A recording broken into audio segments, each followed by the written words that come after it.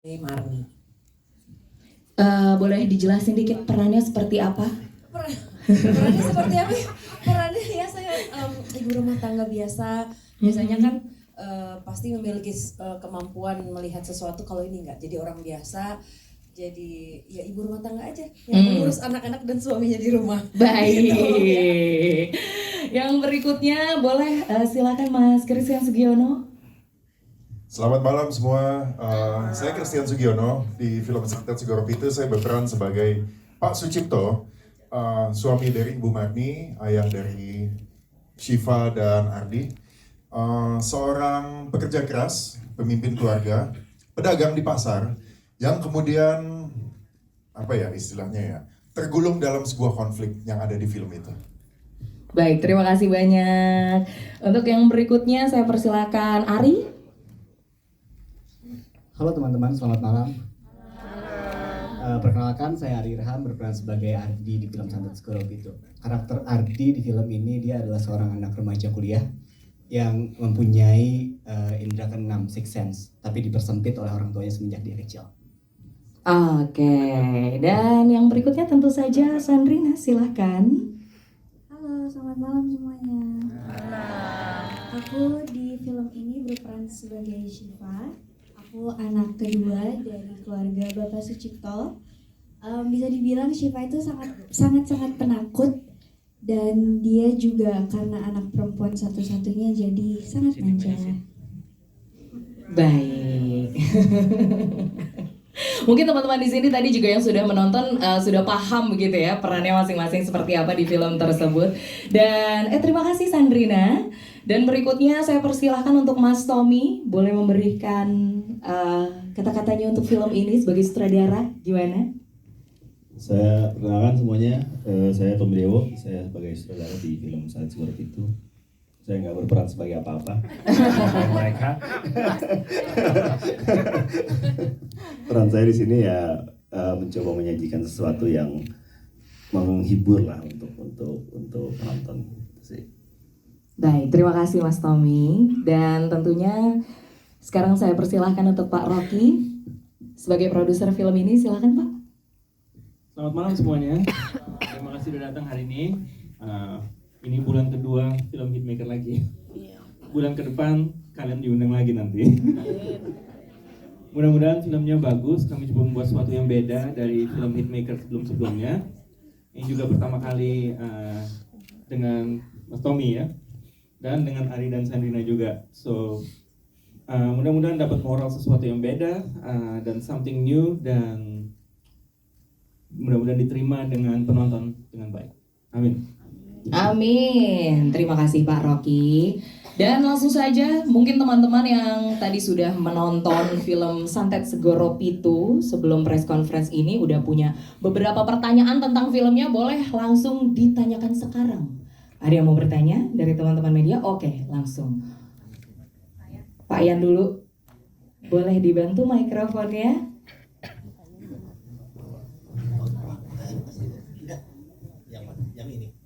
Iya, terima kasih. Silakan Pak. Terima kasih. Nama saya Ian dari Demi Film Indonesia. Terus terang, saya nonton semua film, termasuk semua film yang ada di bioskop film Indonesia. Dan saya takjub menonton film ini. Santet Segoropitu. Apa yang membuat saya takjub?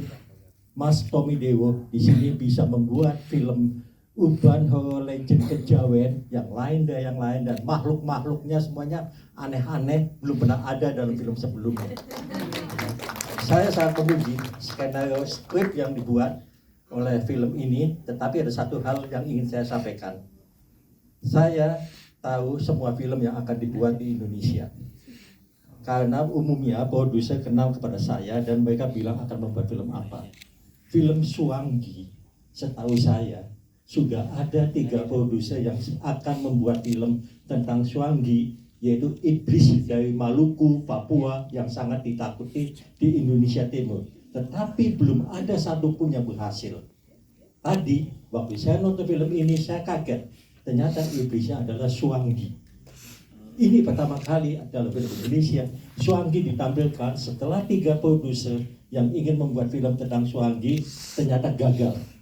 Jadi saya takjub sekali lagi saya sampaikan hormat dan salut bahwa ini jelas sebuah film box office di bulan November. Terima kasih. Terima kasih banyak Pak Yan sudah memberikan apresiasinya. Jadi belum ada pertanyaan ya Pak ya? Memang tidak. Ini menjelaskan tentang Suwangi. Oh baik. Silakan Mas Tommy. Kalau bener sih Pak, maksudnya kita coba bikin sesuatu yang beda. Maksudnya kan kita tahu kalau Suwangi itu dari belahan Indonesia Timur ya. Nah, kenapa kita Santet Segoro Pitu ini sebenarnya sesuai dengan judulnya, si oknumnya ini memanfaatkan entity dari luar Pulau Jawa untuk memberi teror ke keluarganya Pak Sucipto itu sih, dengan ritual-ritual yang menggunakan 7 air dari 7 titik pantai di Jawa. Makanya kenapa si iblis ini tuh menjadi susah lah untuk ditanggulangi, karena mereka kan ya balik lagi bukan tanahnya kan, jadi susah nih, nge-tracknya juga susah, mereka juga nggak familiar sama iblis ini gitu. Makanya jadi mungkin dari judulnya nggak, ya twistnya mungkin di situ kali ya Pak ya, kita menampilkan iblis ini gitu sih. Baik, terima kasih banyak Mas Tommy. Sudah cukup ya Pak Yan? Oke. Yang berikutnya tadi Mbak Di. Nah, itu dia. Boleh berdiri Mbak? Di sebelah sana Mbak. Nah. Boleh dibantu oper mikrofonnya ya, teman-teman. Halo, selamat malam. Saya Sarah dari medialasak.id. Ada 2 pertanyaan sih. Yang pertama, saya sebenarnya udah lama untuk melihat thread ini sebenarnya, dan itu untuk treatmentnya sendiri atau pembuatan skenario-nya, perubahannya nggak signifikan, cuman itu ada perubahan, itu memang sudah dikondisikan dengan penulisnya sendiri atau gimana. Dan kalau dari treatnya sendiri sebenarnya agak ngegantung, itu memang sudah dibicarakan, akhirnya di film ini jadi kayak happy ending gitu kan. Terus yang kedua, ini kan kalau dari treatnya sebenarnya untuk waktu sebenarnya agak modern sekarang. Kenapa untuk filmnya ngambil ke arah 1970? Terima kasih. Baik, bertanya untuk siapa? So, Pak Rocky yang threadnya saya yang beli, based on tim kita, PR teams yang kasih saya beberapa thread yang bagus, dan kita pilih Santet Segoro Pitu. Emang dibikin sama penulis tidak habis di threadnya sana, supaya orang tambah penasaran. Jadi ketika saya sudah beli, dia yang kasih manuskripnya, termasuk skrip sampai ending. Jadi sebetulnya bukan perubahan, dia yang mau bikin seperti itu untuk film. Dia bilang untuk film lebih cocok, tapi memang yang threadnya seperti sana. Gitu. Jadi ceritanya berdasarkan pretty much sama, dan adegan-adegannya juga sama. Kalau setelah dia kasih manuskripnya, setelah itu baru penulis saya yang tulis. Setelah penulis saya tulis, baru dikasih lagi ke director, dan kita punya reading coach, which is Putri Ayudhya. Mereka mempelajari Jawanya, dan mereka rubah-rubah hal-hal yang misalnya biar untuk bikin filmnya lebih realistik, Japanese, dan lebih bagus lah gitu ya. Kenapa kita pilih 1970? Sebetulnya di threadnya, di threadnya itu dia nggak bilang sebelumnya tahun berapa. Tapi pasar-pasar seperti ini udah nggak terlalu biasa di tempat-tempat seperti Semarang atau Surabaya. Mungkin tempat-tempat yang agak kecil kali ya, mungkin yang masih ada dan yang percaya santet. Jadi kita research dulu dengan penulisnya ke belakang, dan kita realize bahwa sebetulnya santet dan perdagangan itu mulanya di 1970. Karena itu kita sesuaikan di sana, lebih serem juga daripada kita bikin di modern tapi nggak terlalu kena dengan penonton sekarang, karena udah nggak ada, kan udah lumayan modernnya. Itu sih intinya. Makasih. Terima kasih Pak Rocky. Sudah cukup ya Mbak? Baik, yang berikutnya silahkan. Oh, mikrofonnya sudah dipegang di sana. Silakan Mbak, boleh berdiri? Oke. Selamat malam. Saya Evin dari Koran Pelita. Saya mau tanya dengan Pak Rocky ya. Pak, dalam film ini apakah ada riset khusus untuk Santet Segoro Pitu ini? Terus yang kedua, untuk masing-masing pemain, ada nggak adegan yang paling susah atau yang menarik untuk di film ini? Terima kasih. Terima kasih. Research-nya itu dilakukan oleh penulis thread. Dia yang dengan narasumber dan lain sebagainya, dan kita diskusi detail di skripnya. Tapi setelah itu detail ritual, detail caranya buka mata ketiga dan soal Suwangi dan detail-detailnya itu dari director. Tiba-tiba dilempar ya. Lempar bola hap ya. Ya sebenarnya saya, kalau tugas saya sebagai seorang saudara kan gimana kita akan memvisualkan sebuah thread atau skenario yang kita terima ya, maksudnya dari settingnya juga, dari bagaimana nanti karakternya berinteraksi.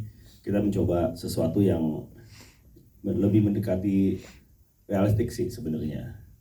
Kalau misalnya masalah looknya atau apanya sih, ya memang saya dengan tim waktu itu sih coba apa yang kita bisa tampilkan ya untuk memberi hawa segar gitu ke film horor Indonesia gitu ya. Makanya kenapa akhirnya muncullah si bentuk-bentuk hantu ini atau bentuk-bentuk jin ini, dan treatmentnya yang kita coba mix and match dengan semua yang ada itu sih sebenarnya.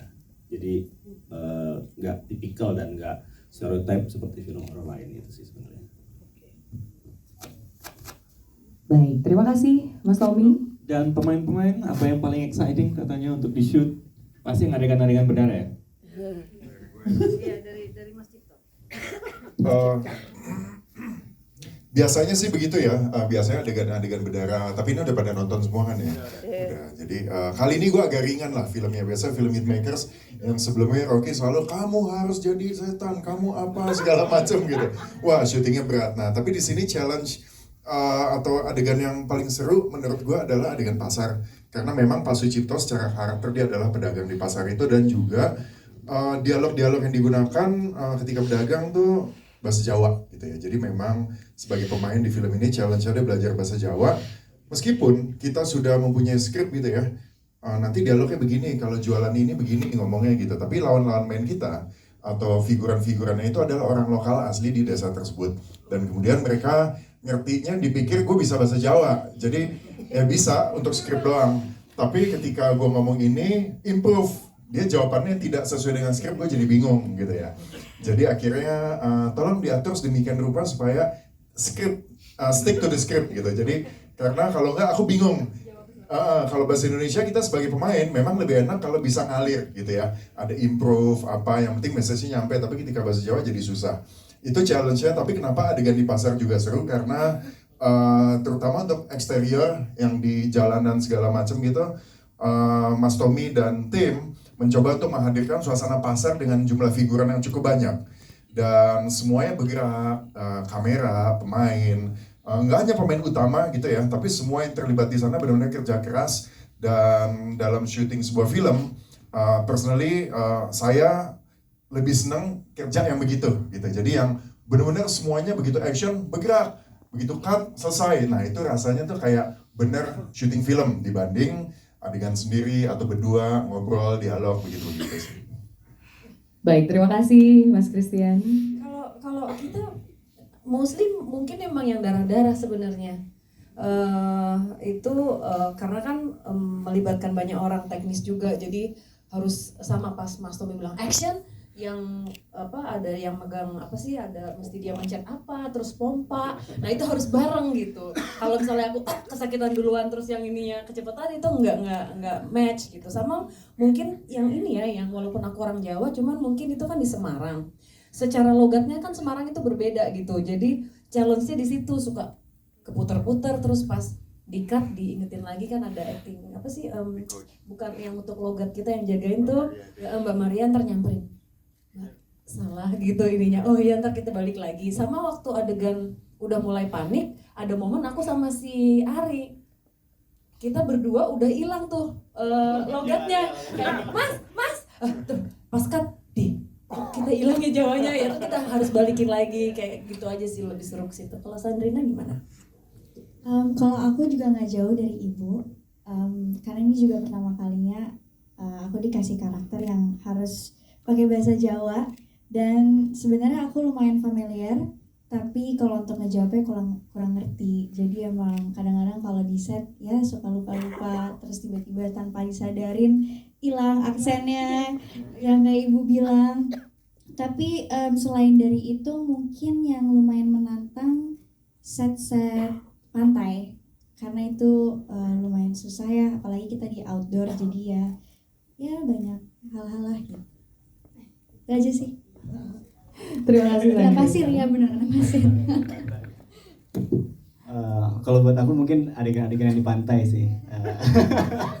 Ya, adegan-adegan di pantai itu lumayan cukup seru ya gitu ya, karena di pikiranku tuh belum pernah kepikiran gitu dikejar sama setan sebanyak itu gitu.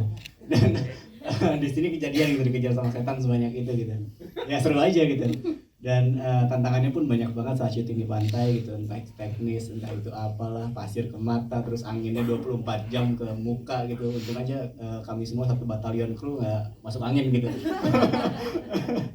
Dan ya itu cukup menarik buat aku gitu, dan pengalaman yang menarik gitu. Baik, terima kasih Ari. Cukup ya Mbak? Cukup. Yang berikutnya, Mas mau bertanya? Sebentar. Mikrofonnya, oke, pakai punya. Halo semuanya, perkenalkan nama saya Topan dari Media Historika Film. Saya ingin bertanya 2 pertanyaan. Yang pertama, nanti ini film Santet Segorop itu bakalan tayang di negara ASEAN atau tidak? Yang kedua, kenapa dialog untuk film Santet Segorop itu ini tidak full bahasa Jawa? Itu saja, terima kasih. Saya actually ada tanggal-tanggalnya untuk luar negeri sebenarnya. Oke, siap-siap bocorannya nih ya teman-teman.